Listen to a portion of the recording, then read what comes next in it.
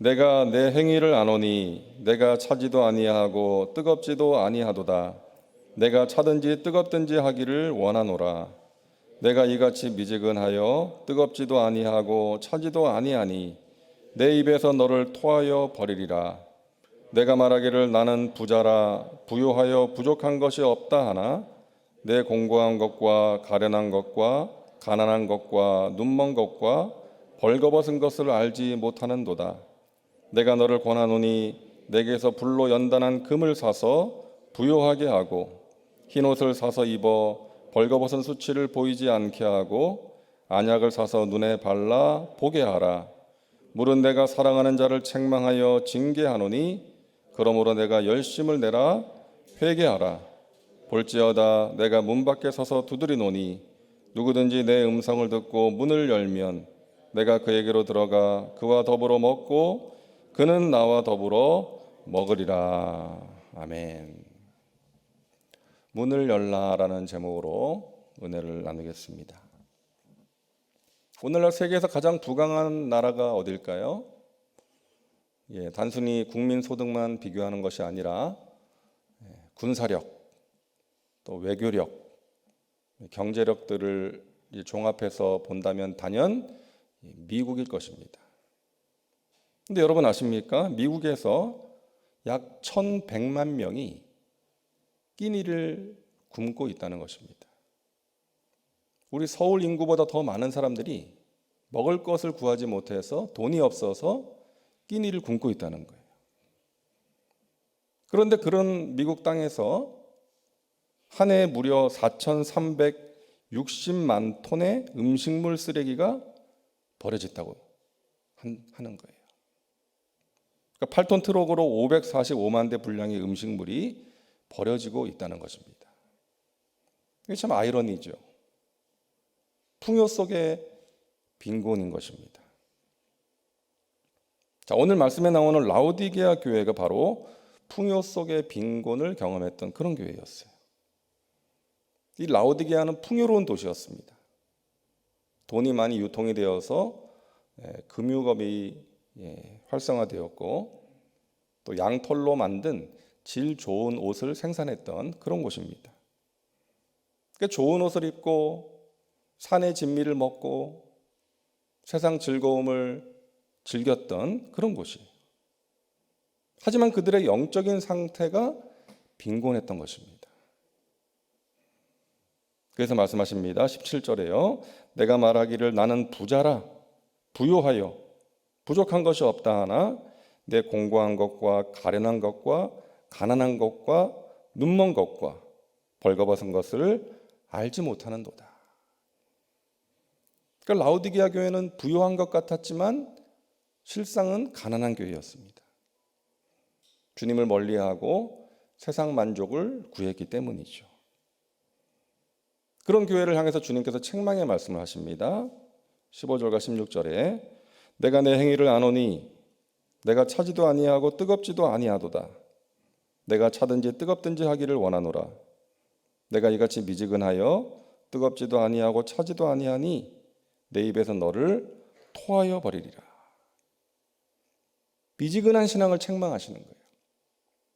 하나님을 믿는 것 같기도 하고 안 믿는 것 같기도 하고 하나님을 사랑하는 것 같기도 하고 세상을 사랑하는 것 같기도 하고 우리 사랑하는 송파교회 모든 성도님들은 미지근한 신앙이 아니라 우리 하나님께 인정받고 칭찬받는 믿음의 사람들 되시기를 주님의 이름으로 축원합니다. 자, 그러기 위해서 우리에게 필요한 것이 있다는 것이죠. 첫째로 우리의 영적인 상태를 점검해야 됩니다. 한번 따라 하실까요? 영적인 상태를 점검하라. 당시 라오디게아는 부유한 도시다 보니까 그곳에 살았던 교인들도 우리는 부족한 것이 없다라고 생각했던 거예요. 하지만 주님이 보시기에는 그렇지 않았던 것이죠. 영적으로 헐벗고 공고한 상태였던 것입니다. 근데 더 큰 문제는요, 그런 자신들의 상태를 모르고 있었다는 거예요.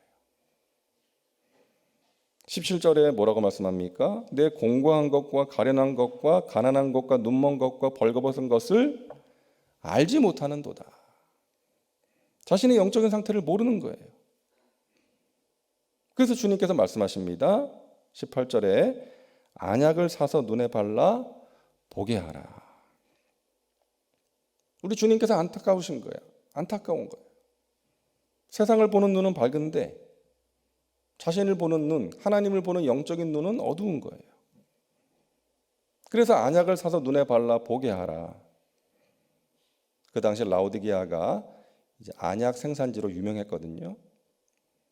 그래서 너희가 생산하는 그 안약을 눈에 발라서 눈병을 치료하는 것처럼 너희 영적인 눈에 안약을 발라서 보게 하라. 주님께서 말씀하십니다. 여러분, 오늘날에도 그런 사람들이 있잖아요. 세상 돌아가는 것은 잘 알고 돈 버는 쪽에는 감각이 뛰어나고 처세에는 능한데 영적인 눈은 어두운 거예요. 말씀과 기도의 삶을 살지 않고 주님의 은혜를 사모하지 않고 주님의 기쁨이 되는 삶에는 관심이 없이 살아가는 교인들이 있다는 것입니다. 그러면서 나는 괜찮은 사람이야, 잘 살고 있어 라고 생각하는 거예요. 근데 그게 착각일 수 있다는 거예요. 그나마 정확하게 볼 수 있는 사람은 누구겠어요? 우리 옆에 있는 사람들 아니겠어요? 가족들이나 동료들이 볼 때 괜찮은 사람이 진짜 괜찮은 사람이겠죠. 그보다 더 중요한 것은 하나님이 보시기에 괜찮은 사람이 되어야 하는 것입니다. 그래서 여러분, 나 자신을 볼 수 있는 것이 너무나 귀한 은혜예요. 우리가 기도하는 것이 중요한 이유는 우리의 기도를 통해서 우리가 문제 해결을 받고 하나님의 역사하심을 체험할 수 있다는 것과 함께 우리가 기도함으로 우리 자신의 모습을 보게 된다는 거예요. 내가 하나님 말씀대로 살지 못한 이런 부분이 있었구나. 내가 하나님의 뜻대로 나아가지 못했구나. 나 자신에게 이런 허물이 있었구나. 하나님께서 기뻐하시지 않는 이런 모습이 있었구나. 우리가 하나님 앞에 서서 기도할 때 하나님께서 그것을 깨닫게 하시고 또 그러함으로 우리가 영적으로 성숙되어지고 또 우리의 삶에서 하나님께서 기뻐하시는 삶을 살아갈 수가 있는 것입니다. 여러분, 어제보다는 오늘보다는 내일이 더 좋아지는 믿음의 백성들 되시기를 바랍니다. 둘째로, 미지근한 신앙이 되지 않기 위해서 우리에게 필요한 것은 열심을 회복해야 된다는 거예요. 한번 따라합니다. 열심을 회복하라. 19절에서 말씀하시죠. 물은 내가 사랑하는 자를 책망하여 징계하노니 그러므로 내가 열심을 내라. 회개하라. 라오디게아 교회는요, 처음에는 열심히 있었던 교회였어요.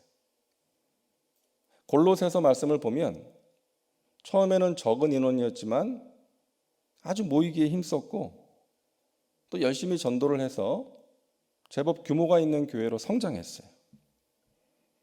근데 시간이 지나면서 가진 것이 많아지고 누리는 것이 많아지면서 열심히 식어졌던 것입니다. 많은 분들이 우리나라를 이제 이야기하면서 그런 분석을 하시더라고요. 우리나라 기독교회가 뜨겁게 부흥하다가 언제 그것이 이제 정체기로 접어들었느냐? 88년 서울 올림픽을 이제 기준으로 이야기하는 분들이 있더라고요. 그때 이후로 우리나라 경제가 이제 많이 성장하고 안정이 되고 또 누리는 것들이 많아지고 하면서 영적으로 이제 식어졌다. 열심을 많이 잃어버렸다. 그런 분석을 하고 있지 않습니까? 말씀을 준비하다가 제가 처음 교육자로 사역했던 때를 좀 생각해 봤습니다. 제가 1997년에 이제 여의도 대학성교회에서 이제 사역을 했는데 제가 처음 맡았던 이제 지역이 교구가 이제 수원 경기 지역에 있는 이제 학교들이었어요. 캠퍼스 신방을 하는 것입니다.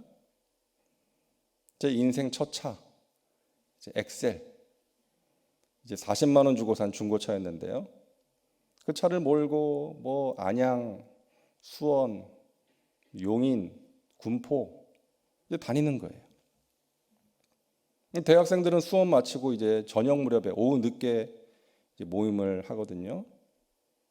그래서 캠퍼스 예배를 이제 모임을 하고 학교 근처 뭐 분식집에 가서 이제 아이들하고 식사를 하고 그리고 집에 돌아오면 밤이에요. 그리고 그 다음날 또 아침 일찍 교회를 이제 가는 거죠. 근데 힘은 들었지만 힘든 줄 모르고 했던 것 같아요. 물론 젊은 나이이기도 했지만 주님을 위해서 한다는 생각에 힘든 줄 모르고 했던 것 같아요. 한 번은 담당하던 교구의 어느 여학생 한 명이 자기 아버지의 구원을 위해서 자기가 기도하고 있다고 하면서 저에게 기도를 부탁하더라고요. 그 다음날 월요일에 제가 이제 기도원에 올라가서 하루 금식을 하면서 그 자매를 위해서 아버지의 구원을 위해서 기도했던 적이 있습니다. 그때를 생각해 보니까요, 지금은 참 순수함과 열심이 내 안에서 많이 식어졌구나 하는 그런 생각을 하게 됐습니다. 열심을 회복해야 되겠다. 여러분, 우리 신앙생활도 마찬가지 아닙니까? 여러분, 옛날에 우리가 얼마나 열심을 냈습니까? 근데 솔직히 요즘 열심히 많이 식어진 것은 사실인 것 같아요. 우리가 나이가 들면서 또 몸이 아픈 데도 생기고 힘도 빠져서 그런 것도 있겠지만 혹시 내 안에 하나님을 향한 순수한 그 열정이 식어진 것은 아닌가? 우리 자신의 모습을 돌아볼 필요가 있을 것 같습니다.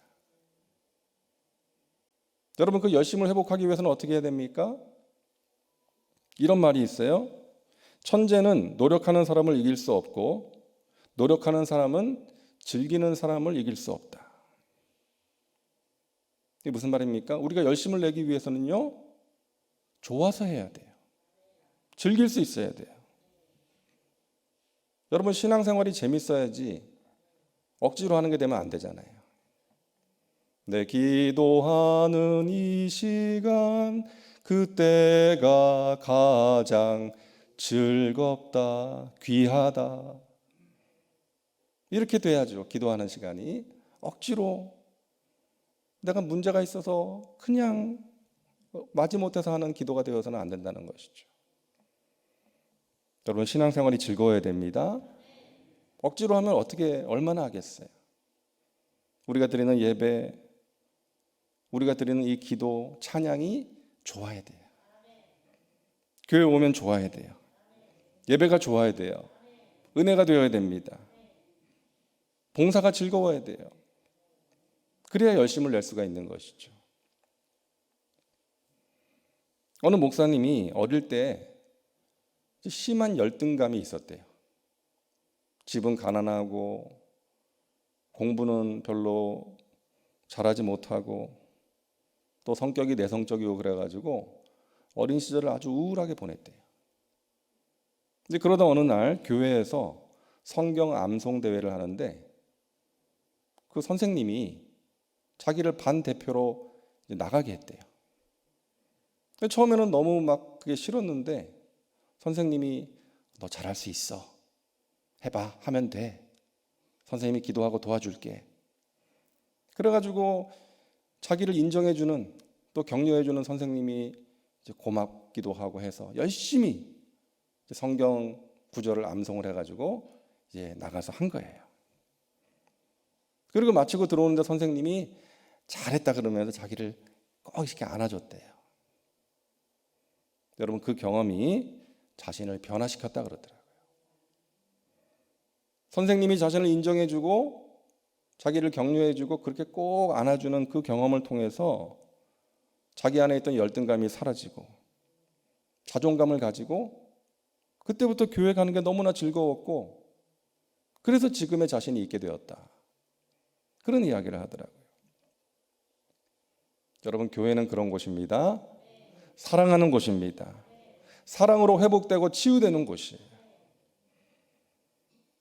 제가 처음 송파교에 왔을 때 장로님 한 분이 저한테 그러시더라고요. 목사님,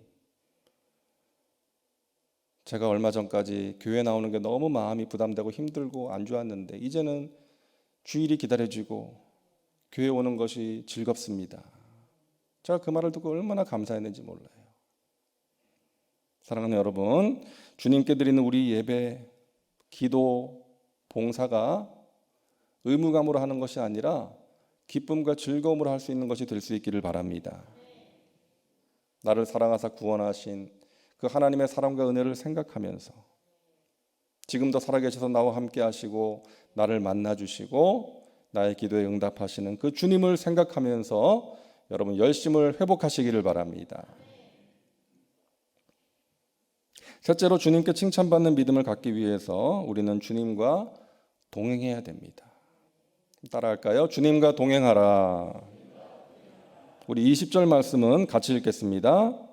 볼지어다 내가 문 밖에 서서 두드리노니 누구든지 내 음성을 듣고 문을 열면 내가 그에게로 들어가 그와 더불어 먹고 그는 나와 더불어 먹으리라.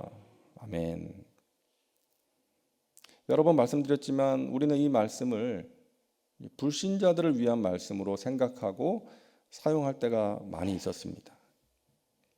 하지만 우리가 지금 보는 것처럼 이 말씀은 불신자들에게 주신 말씀이 아니라 라오디게아의 교인들에게 주신 말씀이에요. 교회를 다니고는 있고 신앙생활을 하고 있지만 예수님을 믿는다고 하지만 예수님을 마음 문 밖에 세워두고 살아가는 사람들, 주님과 동행하지 않는 사람들에게 주시는 말씀인 거예요. 예수님을 마음 문 밖에 세워두지 말라는 거예요. 마음 문을 열고 모셔드리고 함께 하라는 것입니다. 그분과 내 마음을 나누고 그분께 여쭈어보고 도움을 청하고 그분과 교제하면서 살아가는 거예요. 그분의 뜻을 구하면서 살라는 것입니다. 주님을 위해서 일하기 전에 주님과 함께 일하라는 거예요. 어떤 분이 급하게 화장실을 갔는데요. 화장실 변기 옆에 휴지가 없더래요. 너무 당황스럽고 놀랐는데 다행히 그 세면대에 이제 손 씻고 그 물기를 닦는 그 종이가 있어가지고 그거 막 뽑아가지고 이제 볼일을 봤다는 거예요. 근데 이분이 성령 충만한 분이어가지고 그 경험을 통해서 자신과 하나님과의 관계를 생각했대요. 내가 그동안 하나님을 이 휴지처럼 대했구나. 무슨 말이에요? 내가 급할 때만 하나님을 찾았구나. 하나님이 급할 때만 생각나는 분이었구나. 그런 자신의 모습을 깨달았다는 거예요. 화장실에서. 할렐루야. 우리는 화장실에서도 하나님이 주시는 은혜를 체험할 수 있는 사람들입니다. 여러분, 사실 우리가 그럴 때가 많잖아요. 저도 마찬가지고. 어떤 급할 때, 문제가 있을 때, 마음이 힘들 때는 하나님을 간절히 생각하고 찾는데 과연 하나님과 항상 동행하는 삶을 살아가고 있는가 생각하면 부끄러운 것이죠. 여러분, 주님은 우리를 사랑하셔서 우리와 동행하기를 원하십니다. 그 주님을 마음 문 밖에 세워두지 마시고 모셔드리고 함께 하시기를 바랍니다. 예배 드릴 때만 생각나는 주님이 아니라, 기도할 때만 생각나는 주님이 아니라 주중의 삶에 있어서도, 우리의 삶의 자리에서도 하나님을 의식하고 하나님과 동행하고 하나님께 여쭤보고 하나님의 뜻을 구하고 성령께 사로잡혀서 살아가는 믿음의 백성들 되시기를 주님의 이름으로 축원합니다. 사실 이 새벽을 깨워서 기도하는 분들은 그런 분들이 있죠.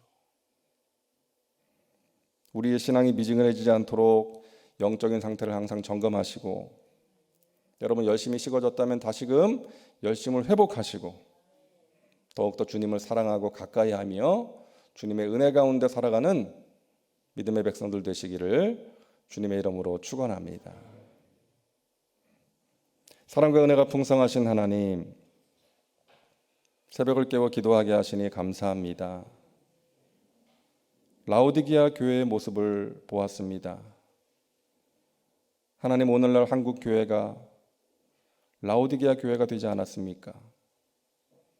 우리의 모습을 돌아보게 하시고 깨닫게 하시고 열심을 회복하게 하여 주시옵소서.